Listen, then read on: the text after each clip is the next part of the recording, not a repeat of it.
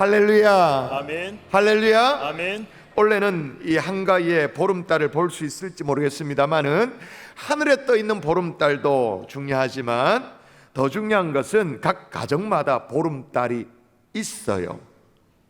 각 가정이 우리의 아내인 거죠. 원래 아내라는 말이 집 안에 있는 해라는 그런 뜻이에요. 다시 말하면 집 안에 있는 보름달이라고 해도 뭐 그건 과언이 아닌 거죠. 자, 우리 옆에 있는 아내들이 계실 터인데 하늘에 보름달이 구름에 가려져도 당신 얼굴 하나만은 좋게, 그러면서 당신은 우리 집의 보름달이야. 한번 인사해 볼까요? 너의 여자한테 말하지 말고, 자, 내 아내 옆에 계시다면 이제 인사를 하는데 주의할 점이 있습니다. 인사만 그리 진심으로 해야 되죠. 얼굴을 빤히 쳐다보면서 당신은 보름달이야. 그럼 욕으로 들릴 수도 있습니다. 한번 해볼까요? 당신은 우리 집의 보름달입니다. 당신은 우리 집의 보름달입니다. 보름달입니다. 이제는 여러분 보름달을 보려고 하늘을 쳐다볼 필요가 없는 거죠. 구름 낀 하늘 저 너머 그거 뭐 보름달 봤다 안 봤다 아쉬워할 필요도 없이 정말 우리 가족이 따뜻한 그런 명절이 될 수 있기를 주 예수 이름으로 축복합니다. 그러나 참 행복하고 즐거워야 될 이 명절이 여러 가지 이유로 피곤하다고들 그렇게 얘기를 해요. 피곤해. 오죽했으면 명절에 꼭 해보고 싶은 엽기적인 행동이라는 그 질문에 1만 명의 사람들이 반응을 했습니다. 명절에 꼭 해보고 싶은 엽기적인 행동, 엽기. 오죽했으면 그런 질문이 있는가 싶은데 그 1위가 뭐냐면 해외여행을 간다. 뭐 해외여행 가는 게 그게 뭐 요즘 특별한 일이 아니잖아요. 해외여행을 갔다가 그 다음에 안 돌아온다까지가 이제 일입니다. 안 돌아온다. 2위가 뭐냐? 먹기만 하고 안 치운다. 뭐 이런 거. 너무 좋아. 박수 막 치려고 그러네. 야, 우리 가운데 또 이 먼 길을 가야 되는 사람들은 벌써부터 말이에요. 먼 장거리 운전하는 거 생각하면 뒷목이 벌써부터 뻐근해지는 그런 운전자들이 있을 것입니다. 이런저런 이유로 명절을 피곤해하는 그런 일들이 있는데 특히 말이에요, 제사를 지내야 된다라고 우기는 이 불신 가족들 때문에 그 틈바구니에 끼어가지고 홀로 외롭게 신앙하는 사람들 있잖아요. 홀로 외롭게 신앙생활하는 이 짝가정 성도들 있잖아요. 이런 성도들에게 명절이 이중고예요. 이중고. 명절이 되면 또 부모님이 돌아가신 기일이 되어지면 나는 하나님만을 예배하는 성도임에도 불구하고 이 제사 문제에 딱 걸려가지고는 이걸 어떻게 해야 되나 너무너무 고민스러운 그런 성도들이 실제로 있어요. 많아요. 그래서 오늘 저는 수년 전에 드린 말씀의 내용입니다만은 제가 다시 꺼내 들었습니다. 명절을 맞아 에베소서의 말씀을 잠시 좀 중단하고 아주 작정을 하고 말씀을 나눌 터인데 기독교 신앙이 제사를 반대하는 이유가 뭔가, 제사를 또 거부하는 이유가 뭔가, 아무리 우리가 곤란해도 아무리 어려도 우리가 왜 제사를 반대해야 되는지 분명한 이유를 알면 할 거 아니겠습니까? 그 이유를 알면 고비를 넘기기도 하고 신앙의 나름대로 정절을 지켜내기도 하고 그럴 텐데 그 이유가 뭔가 오늘 성령께서 우리 각자에게 말씀 그대로 깨닫게 하는 은혜를 허락해 주실 수 있기를 주 예수 이름으로 축복합니다. 자, 기독교 신앙이 제사를 반대하는 첫 번째 이유가 있어요. 따라합니다. 제사는 부모님이 받으실 수 없게. 예, 이거예요. 제사는 부모님이 받는 게 아니에요. 우리가 아무리 많은 음식을 장만해 준비해도 정성을 다 드리고 예전 같으면 제사상에 구리로 된 거 그거 닦는다고, 그죠? 광낸다고 얼마나 중노동이에요. 그죠? 부모님한테 한다고 해서 그렇게 정성을 다 합니다만은 부모님이 받으실 수 없기 때문에 우리는 제사를 거부해요. 아니 무슨 소리야? 왜 부모님이 제사를 받을 수 없나? 부모님께 우리가 드리는 정성인데, 제사인데 그것도 부모님 기일날 맞춰서 드리는 제사고 명절날 온 가족이 모여서 그렇게 드리는 제사인데 왜 부모님이 조상이 못 받으시는가? 여러분 잘 생각하세요. 사람이 한번 죽고 나면 다시 돌아올 수 있습니까? 없습니까? 있어요? 없어요? 잘 모르시겠어요? 잠언 말씀 읽어볼까요? 읽도록 합니다. 시작. 누구든지 그에게로 가는 자는 돌아오지 못하며 또 생명길을 얻지 못하느니라. 예, 누구든지 그에게로 가는 자는 그 다음에 뭐라고요? 돌아오지 못하며. 돌아올 수 있다 그럽니까? 올 수 없다고 말합니까? 돌아올 수 없다. 또 시편 말씀 볼까요? 제가 읽어볼게요. 그들은 육체이며 가고 다시 돌아오지 못하는 바람임을 기억하셨습니다. 다시 돌아오지 못한다 그렇게 말해요. 여러분, 이건 뭐 성경 안 읽어도 다 알 수 있는 것이 말이에요. 만일 돌아올 수 있다면 우리가 장례식 때 왜 그렇게 슬피 울어요? 돌아오는데, 제삿날 부모님 만나는데 왜 그렇게 슬피 울어요? 돌아올 수 없기에 그렇게 애통하죠. 애절함이 있는 거죠. 오늘 본문 복음서에 보면, 누가복음 16장에 보면 갑니다. 누구든지 가면 돌아올 수 없는 길이라고 했는데, 돌아올 수 없는 길을 갔던 사람이 누가복음 16장에 나와요. 두 사람이죠. 한 사람은 부자, 한 사람은 거지 나사로. 부자가 지옥에 가보니까 너무너무 고통스러워가지고는 후회를 하죠. 그러면서 호소합니다. 아버지 아브라함이요. 아브라함이요라고 되어 있습니다만 하나님 얘기를 하는 거예요. 하나님 아버지요, 죽은 나사로를 살려보내서 내 형제 다섯이 아직 있는데 이것들이 정신을 못 차리고 있다고, 나 비슷하게. 그러니까 정말 정신 차리게 해서 나처럼 여기 와서 생고생하지 않도록 그렇게 해달라고 부탁을 해요.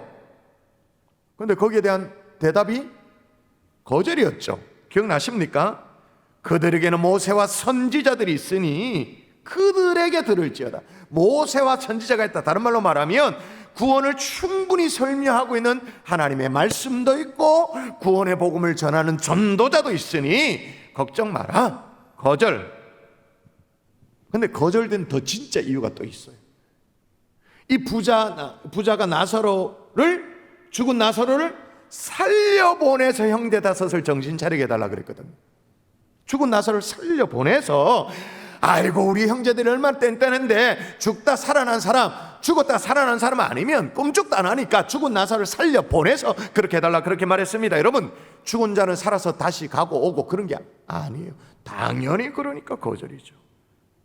아니, 목사님 진짜 뭘 모르신다. 우리가 명절 때 제사하는 것이 우리 육신의 부모님이 벌떡 살아나가지고, 육신이 살아나가지고 돌아오기를 바라는 마음으로 그렇게 제사하는 게 아닙니다. 못 돌아오신다는 우리도 다 압니다. 근데 우리는 부모님의 영을 향해서 제사하는 것이지, 이 구천을 떠도는 부모님의 영이 있잖아요, 그걸 모시는 것이다 라고 그렇게 말해요. 만일 그렇다면, 만일에 부모님의 영이, 어떤 우리 조상의 영이 이렇게 구천을 막 떠놀다가, 그래서 이제 부모님의 영이 우리가 드리는 이 제사의 어떤 효도를 받으시고 우리의 정성을 통해 가지고 위로를 받으신다면 저는 10번이고 100번이고 제사 드려라 그렇게 말합니다. 어쩌면 명절날 합동으로 우리 다 같이 제사 드리자 그렇게 말할 겁니다. 그러나 여러분, 그건 부모님의 영도 아니고 구천을 떠돌지도 않아요. 떠돌 수가 없어요. 여러분, 정확하게 아셔야 되는 것이, 우리 인생은 죽으면 다시 돌아올 수 없는 길로 갈 뿐만 아니라 죽음과 동시에 이 길을 똑바로 직행한다는 거예요. 머뭇거리지 않아요. 구천을 떠돌고 그런 게 아니에요. 똑바로. 여러분, 부자 나사로 얘기 아까 말씀드렸습니다마는, 아브라함 품에 안겨있는 이 나사로도, 음부에 떨어졌던 고생하는 이 부자도 죽음 이후에 머뭇거림이 있었는가?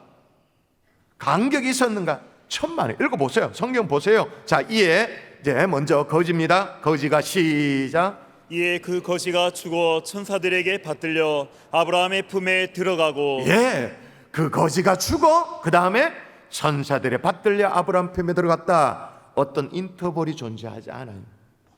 어디 들렀다 가고 이런 게 아니에요. 쪽바로 직행이에요. 그럼 천국에 들어간 이 나사로만 그렇고 부자는 좀 다른가? 부자도 보세요. 오늘 성경에 그 어떤 뉘앙스를 살리기 위해서 부자도 이렇게 적어놨습니다. 부자도. 읽을까요? 시작. 부자도 죽어 장사됨에 그가 음부에서 고통 중에 눈을 들어. 예, 부자도. 이 부자도라는 게 뭐예요? 나사로와 같은 방식으로 아무 인터벌이 없이 시간 관계 없이 즉각적으로 죽자마자 부자도 죽어 장사됨에 그가 음부에서 고통 중에 눈을 들어 라고 돼 있죠. 음부라는 것은 지옥의 다른 말이죠. 사랑하는 성도 여러분, 이게요, 즉각적인 결정이 예수 믿지 않는 사람들에게 엄청난 불행이죠. 뭐 선택의 여지가 없어요, 이 땅을 끝나면. 근데 우리에게는 얼마나 다행인지 몰라요. 그럼 생각해 보세요. 일평생 예수님을 믿었어요. 일평생 정말 주님이 주시는 믿음 가운데 신실하게 믿음 생활을 했어요. 그래서 죽었어요. 죽고 나서 어디 떠돌다가 천국에 간다? 불안해서 어떡해. 아니, 천국에 도착할 때까지 우리가 막 불안해서 어떡해. 그러나 그렇지 않아요. 바로 천국으로 지켜야 하는 줄 믿습니다. 그 사람의 장례식이 화려하든 또 뭐 조금 초라하든 조문객이 많든 적든 매장을 하든 낙고를 하든 상관이 하나도 없어요. 육신은 땅에 썩어지지만 우리의 영혼은 주님께로 직행하게 되는 줄 믿습니다. 아멘. KTX보다 빨라요. 비행기도 보다 빨라요. 아멘이십니까? 아멘. 누구도 손대지 못하도록 하나님께서 우리 영혼을 보호하십니다. 죽음과 동시에 천군 천사 나팔 소리와 함께 우리의 영혼을 품에 안으시는 거예요. 12 진주문을 통과하도록 하시는 거예요. 해와 달의 빛이 정말 초라하도록 하나님의 영광의 빛 가운데 가득한 그곳으로, 생명수 강이 흐르는 그곳으로 우리 주님이 우리를 인도해 가시는 줄 믿습니다. 아멘. 목사님, 그걸 왜 합니까? 죽어봤습니까? 예, 죽어보지 않더라도 저의 경험이나 여러분의 경험보다 훨씬 더 우리가 믿을 만한, 신뢰할 만한 주님의 말씀이 뭐라고 말하는가 중요하죠. 우리 주님의 마지막 십자가에 달려 돌아가실 때 한평 강도에게 말했어요. 뭐라고 말했냐?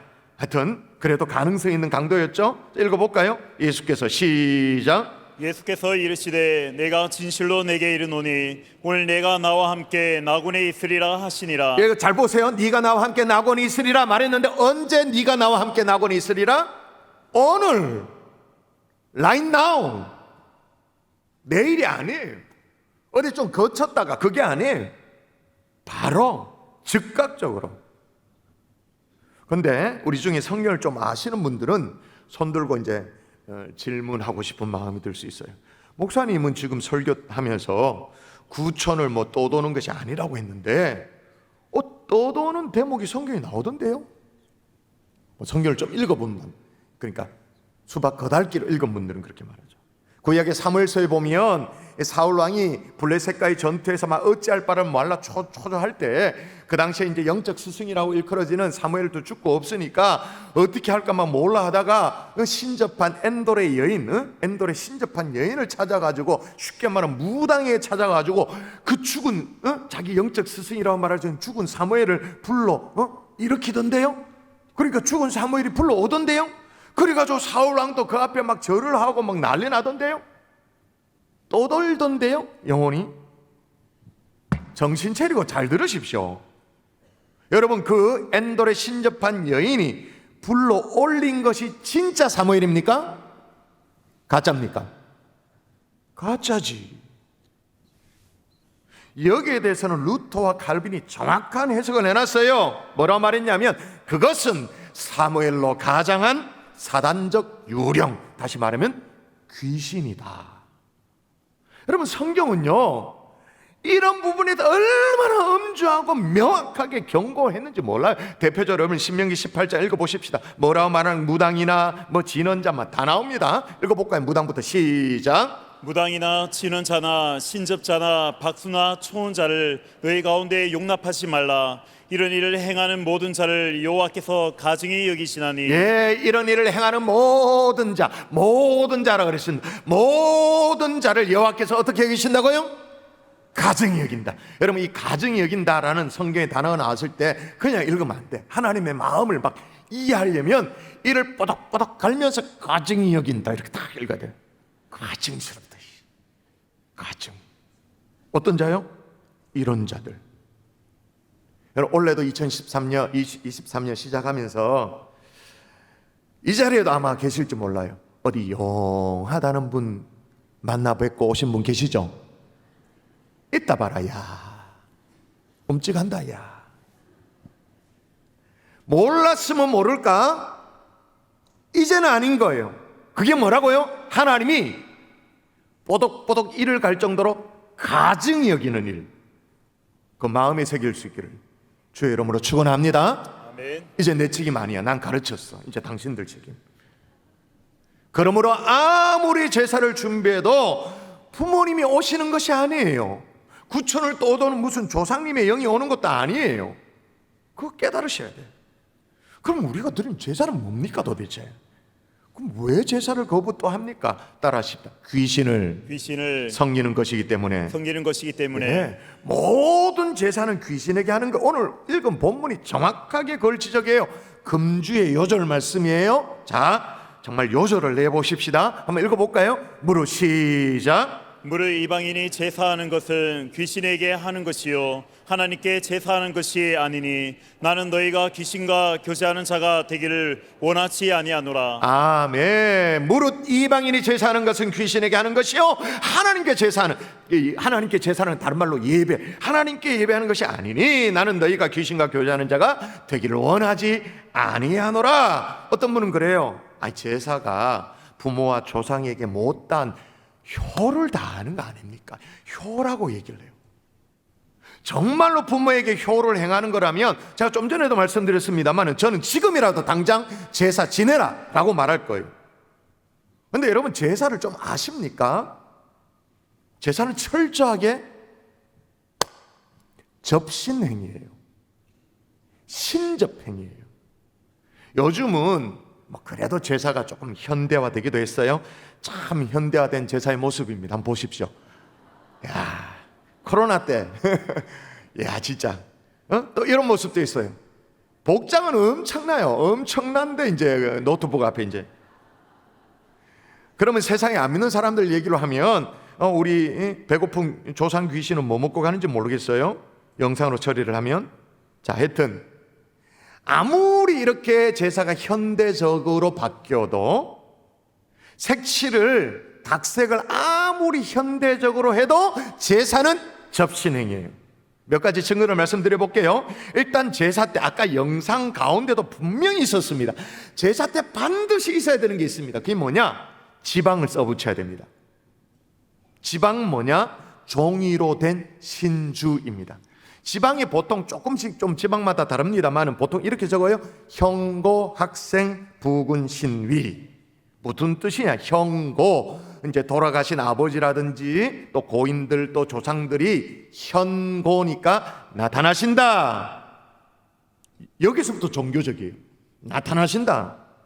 그리고 학생은 배우지 못했다 그 말이에요. 학생, 말 그대로 학생. 벼슬을 못했다 그 말입니다.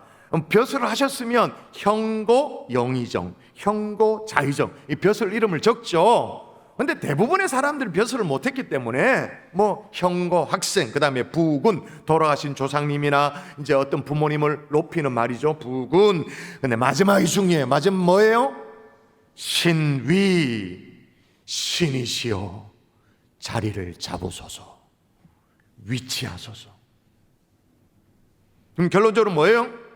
배우지 않고 돌아가신 아버지의 신이여, 조상의 신이여, 이제 여기에 임재하시옵소서. 그래도 제사가 부모 공경이라고요? 효도라고요? 귀신을 섬기는 거예요. 아니 100번 양보해서 이렇게 해서라도 조상신이 강림하면 또 모르겠어요. 귀신이라니까. 조상을 가장한 귀신. 더 참을 수 없는 건 뭐냐? 오늘 성경에 제사를 통해 귀신과 뭐 하겠다 말합니까? 자, 마음의 경각심을 가지고 읽으십시오. 너희가 시작. 너희가 귀신과 교제하는 자가 되기를 원하지 아니하노라. 아멘. 이거는 용납할 수가 없어. 귀신과 교제한다. 그는 귀신과 교제하는 자리에 우리 자식을 토끼 같은 자식 내민다. 있을 수가 없어. 귀신과 교제하는 것이 될 수밖에 없기 때문에 여러분 제사의 순서도 아세요? 저는 확실히 알아요. 제사를 지내본 분들은 아실 거예요. 순서 기억나시죠? 저도 저희 집안이 정말 제가 일대 신앙이라 그랬잖아요. 모태 신앙이 아니라 그랬잖아요. 저희 집에 이제 아버님이 전도되기까지, 그리고 큰 집이 계셨습니다. 큰 아버님 일찍 돌아가셨고 그 큰 집의 형님, 큰 형님, 장손이죠. 그 장손까지 있어요. 그러니까 어른들의 어른은 이제 저희 아버님이었고, 또 그 자식 세대의 이제 가장 이제 어른은 이제 큰 집의 형님이니까, 우리 저희 아버님과 큰 집의 형님이 예수 믿기 전까지는 얼마나 제사를 많이 드렸지 몰라. 진짜 할아버지 제사, 증조 할아버지 제사, 고조 할아버지 3대조까지 얼마나 제사를 많이 드렸는지 몰라. 지금도 기억나요. 제일 먼저 순서가 뭐냐면 영신이라고 말하죠. 영신. 그래가지고 이제 대문을 열어요. 방문을 열어요. 한겨울에 추운데도 방문을 열고 대문을 열어요. 왜? 영신. 귀신을 모신다. 귀신 들어오라고. 귀신 모실 준비를 했다고. 근데 그거 할 때마다 나는 이상해서, 귀신이 문을 열고 못 들어오면 귀신 맞나? 문을 열고 들어오라고 한다는 게 좀 이상하더라고요. 그 다음 순서가 강신. 이건 무시무시한 이름부터가 섬찟해. 강신. 제주가 신이 앞에 가가지고는 무릎 꿇고는 이제 향을 피우죠. 그리고는 장을 들고 이제 이렇게 3번 돌립니다. 돌리고 몇 번에 걸쳐서 잔을 이제 붓고 또 큰 대접에 붓고 그렇게 합니다. 향을 피운다라는 것은 하늘 위에 있는 잡신들을 위로한다. 술잔을 붓는다라는 것은 땅 아래 신들을 달랜다, 그런 의미죠. 강신. 지금 생각해보면 순서 가운데 가장 웃긴 게 뭐냐면, 이제 여러 가지 순서 가운데 절을 하다가 말이에요, 전체가 같이 일제히 절을 하고 한참 동안 안 일어나는 순서가 있어요. 유식이라고. 엉덩이를 번쩍 들고 다 같이 일제히 엉덩이를 번쩍 들어. 내가 이제 예수 믿고 난 후에 저는 제사 안 합니다. 그리고 뒤에 서 있으니까 그 몰골이 진짜 신기하더라고. 엉덩이가 다 엉덩이 번쩍 들고 코를 땅바닥에 박고 엎드려 있어. 유식이라고. 지방마다 부르는 명칭이 조금 다르긴 한데 귀신이 식사하는 시간이야. 고개를 쳐들면 안 돼. 어떤 경우에는 유식 시간에 방 밖으로 나가요. 시간을 할애해 드리는 거죠. 그렇게 엎드려서 오랫동안 있으면, 그러면 이제 따따무리하게 방바닥이 따뜻하니까 졸기도 해요. 막 졸고 있으면, 그렇게 하면 제주가 헛기침을 하죠. 그러면 이제 자리에서 일어나. 벌떡 놀라서 잠을 깨가지고 일어나죠. 제가 왜 이렇게 순서를 자세하게 설명드리냐면, 제사가 뭐냐? 접신행위. 어떤 사람은 그냥 의식이라고 말해요. 접신행위라는 게 명확한 것이 말이에요. 여러분, 제사상에 피우는 향불은 꺼뜨려지는 법이 거의 없어요. 그냥 도서는 부러지지 않는 이상 끝까지 타들어가죠. 왜? 귀신이 내리니까. 실제로 꺼지는 법이 없어요. 그 이상해. 근데 그 제사 자리에 먼발치지만 뒤쪽에 정말 신실한 그리스도인이 대적 기도를 하면 향불이 꺼져. 그 이상하다 싶어서 벌쩍 깜짝 놀래가지고는 이 향이 이제 젖었다 싶어가지고 물에 습기를 머금었다 싶어서 다른 거 다시 꽂아. 또 대적 기도를 하면 꺼져. 제가 무슨 말씀을 드리냐면, 제사는 효, 부모 공경 그런 거 아니에요. 명백한 우상 숭배고 접신행위예요. 그러므로 귀신과 교제가 일어날 수밖에 없는 거예요. 제사는. 몰랐으면 모르겠습니다만은 여전히 알고도 귀신을 섬기고 귀신과 교제하는 그런 제사, 여러분 정리할 수 있기를 주 예수 이름으로 꼭 부탁드립니다. 아멘. 이즘에 성도들은 꼭 그런 궁금증을 가져요. 그러면 제사를 허용하고 있는 천주교는 또 도대체 뭡니까? 언뜻 보면 우리랑 좀 비슷한 신앙인 것 같고, 그들도 하나님 믿고 마리아에 대해서는 입장이 좀 다르지만 예수님 똑같이 믿는 것 같은데, 천주교에서는 왜 제사를 허용하고 기독교는 그렇게 까칠하게 그렇게 합니까? 도대체 어떻게 된 겁니까? 여러분, 조금만 천주교의 역사를 살펴보면 그 속에 엄청난 모순이 담겨져 있다는 금방 다 알아요. 말을 하지 않아서 그렇지. 1784년도에요. 이승훈이라는 사람이 중국에서 영세를 받았습니다. 그러니까 천주교 세례를 받았어요. 들어왔습니다. 그래서 조선 땅에 들어와서 이제 나름대로 전도를 합니다. 포교 활동을 해가지고 천주교의 역사가 시작되어졌어요. 나쁜 일이 아니죠. 좋은 일이죠. 인조 때 싹트기 시작했던 이 캐톨릭 신앙이 영조 때는 상당히 많이 퍼졌어요. 그 다음 영조 다음에 정조로 넘어가잖아요. 정조 신해연에 이 전라도 저 정읍에 말이에요, 진산이라는 곳에 윤지춘과 권상년이라고 있었는데, 이 사람들이 캐톨릭 신앙에 정말 이 신앙을 잘 지키기 위해서 제사를 폐했어요. 그리고 조상의 신주를 불사르는 사건이 벌어져요. 발칵 뒤집혀졌어요. 조정의 보호가 되니까 이 막 난리가 난 거예요. 미푼양설 어짓게 하는 일은 있을 수가 없다. 그래서 이들을 당장 잡아다가 사명에 처하도록 했어요. 그게 발단이 되어졌습니다. 이제 신부가 순교를 당합니다. 1846년에 김대건 신부, 이름 들어보셨죠? 순교를 당합니다. 그리고 1866년에 병인박해, 1871년에 신미박해, 이 박해 두 번의 대대적인 박해로 가톨릭 성도들이 수천에서 수만 명이 목숨을 잃습니다. 순교의 이슬로 사라져요. 지금도 서울 용산구에 가보면 동부 이청동에 자리 잡고 있는 곳이죠. 새남터라는 게 있어요. 새남터. 조선시대의 새남터는 그냥 한강 강변이었기 때문에 모래사장이 있죠. 모래사장에 주로 중재인들을 막 모가지를 날리는 그런 자리에다가 캐톨릭 이 성도들 수천 명, 수만 명을 모가지를 날려 다 죽였어요. 그런데 그렇게 순교당한 이유가 뭔지 아세요? 제사 안 드리겠다고 얘기해서. 제사는 우상 숭배이기에 나는 신앙의 정제를 지키겠다라고 주장해서, 정치적인 이유도 있었습니다만 순교를 당했어요. 근데 웃기잖아. 지금 캐톨릭이 제사 괜찮다 그래요. 너무 다르잖아. 그러면 그때 사람은 왜 죽었노? 백지 죽었네. 자, 가톨릭이 타락하기 시작합니다. 1840년대부터 입장이 달라져요. 1840년 12월 8일, 그 당시에 교황이었던 피우스 12세, 그러니까 비오 12세라고 발음하기도 하는데, 칙령을 내립니다. 그 당시에는 세계대전이 있던 때여서 독일과 이탈리아와 일본이 동맹국가였습니다. 여러분, 로마 교황청이 있는 곳이 어디입니까? 지리적으로 어디예요? 이탈리아. 이탈리아와 일본이 한편 먹었다니까요. 여러분, 일본은 신사참배를 안 할 수 없어요. 신사참배를 통해서 천황숭배를 하는 나라잖아요. 그래서 이 껄끄럼, 정치적 껄끄럼을 해소하기 위해서 신학적 해석을 로마 교황청이 내놔요. 교황 피우스 12세 때 칙령입니다. 조상제사는 우상숭배가 아니고 조상에 대한, 그때 그런 단어가 나온, 예에 불과하며, 예라는 거예요. 신사참배도 국민 의례에 불과하니 조상제사도 신사참배도 수용하라. 말도 아니지. 이런 내용을 잘 모르는 그냥 세상 사람들은요, 성당 다니는 사람들은 신앙생활도 잘하는 것 같고 제사도 다 지내고 하니까 부모님께 예를 다 하고 그러는 거니까 참 괜찮아 보이는데, 예수 믿는 사람은 정말 빌라다, 그렇게 오해를 해요. 우리가 별난 게 아니고 성경대로 하지 않는 게 문제인 거예요. 성경보다 교황의 해석이 더 우위예요. 잘못이죠. 뭐 이런 것들을 제가 다 논증하고 싶지는 않아요. 그러나 우리 자신만큼이라도 제대로 알고 우리 기독교 신앙의 정체성, 기독교 신앙의 자부심을 가질 수 있는 하나님의 종들 될 수 있기를 주 예수 이름으로 축원합니다. 아멘. 주변에 가톨릭 성도들 있으면 물어보면 돼요.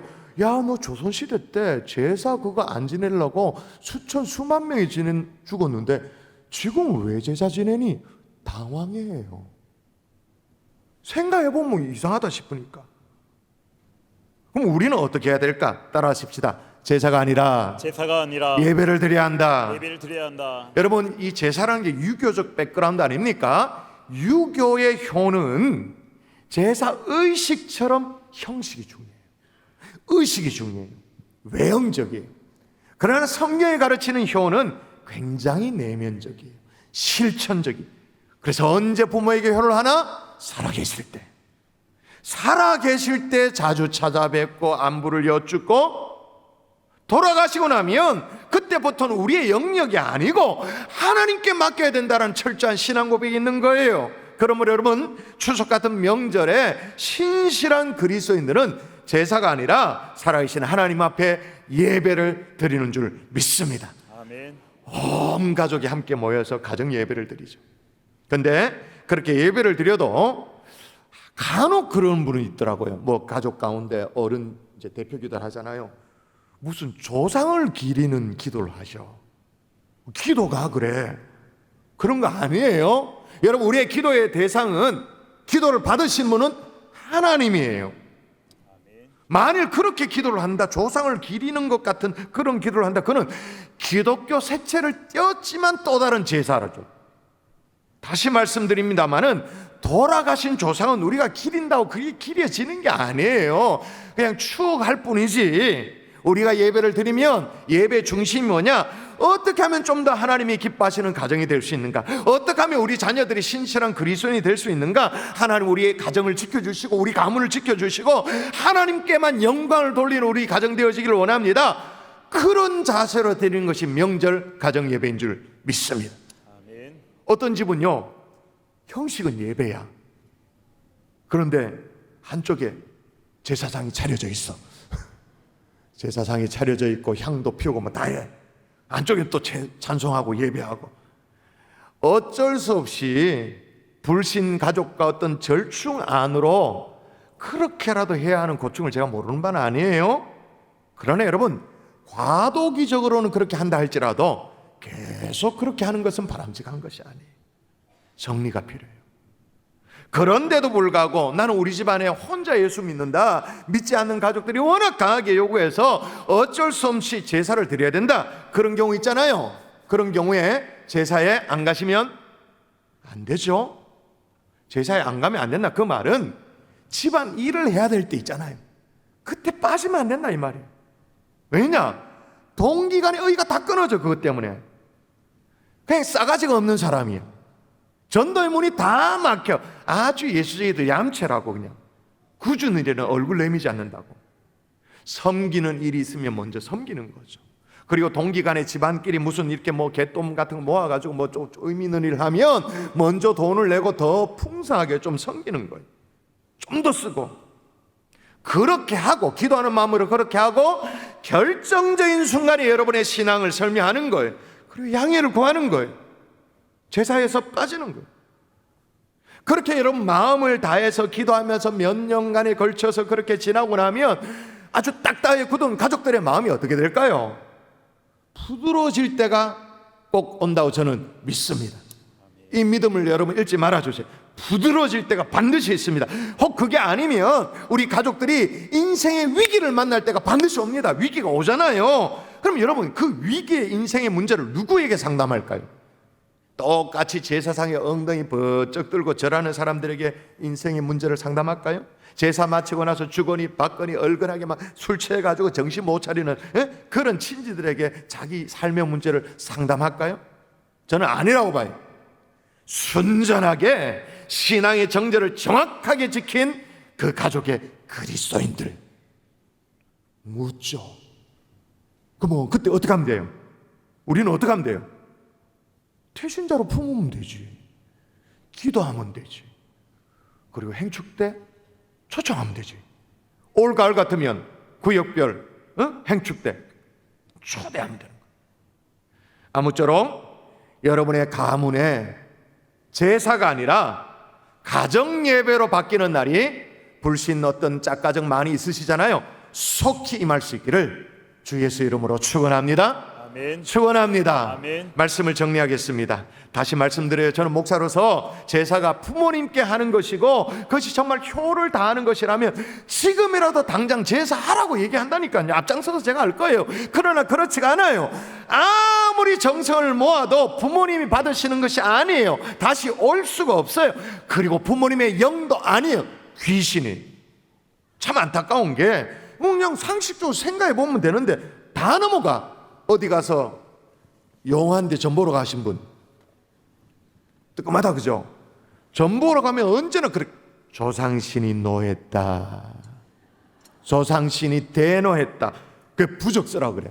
묘옹기라고 그러고 뭐 오만 비방을 주면서 엄청나게 돈을 써. 잘 생각해 보세요.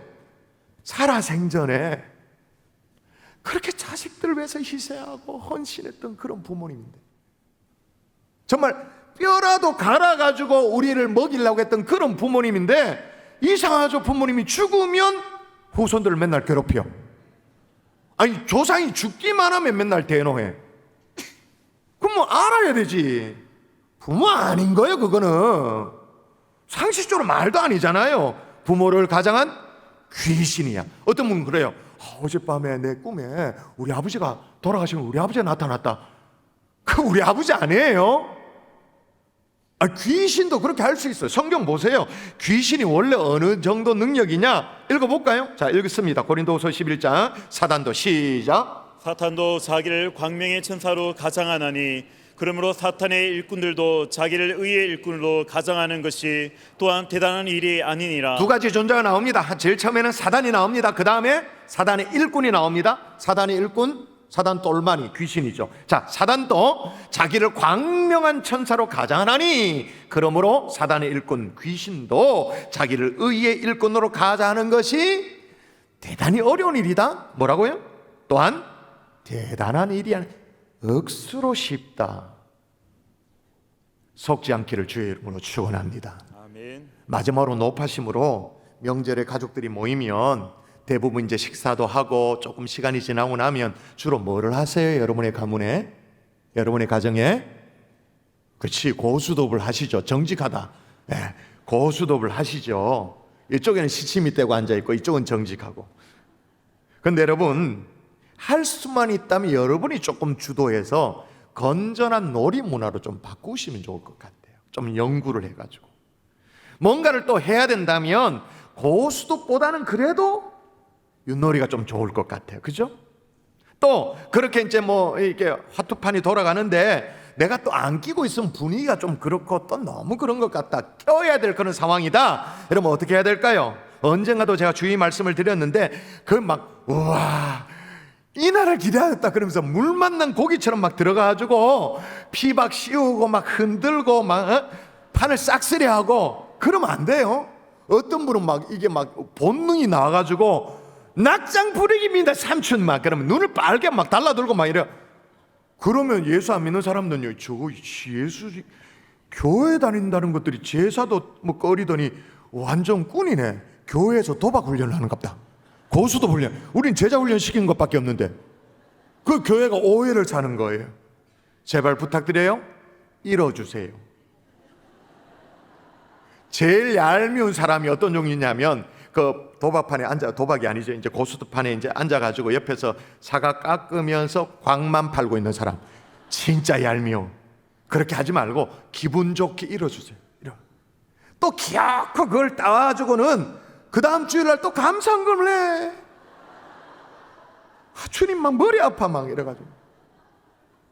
여러분 아무쪼록 은혜롭고 행복한 명절을 보내고 간증을 끌어안고 돌아올 수 있는 하나님의 종들 될 수 있기를 주 예수 이름으로 축원합니다.